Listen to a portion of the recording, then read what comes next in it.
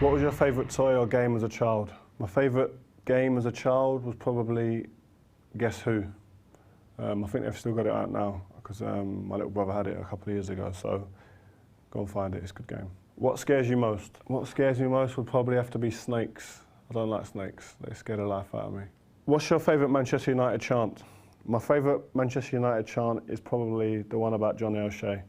When Johnny goes marching down the wing, O'Shea, O'Shea.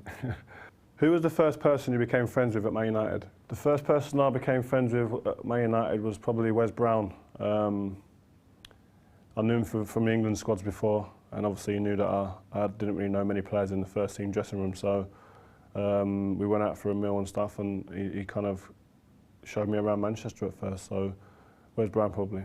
What's been the proudest moment in your life so far? The proudest moment of my life so far will be having two beautiful boys. Who's the most famous person in your mobile phone? The most famous person in my mobile phone would have to be Usain Bolt at the moment. He's the quickest man in the world, ever. Have you ever been to Rio? I've never been to Rio. I will go there one day, probably when I retire, but it's too far to go at the moment.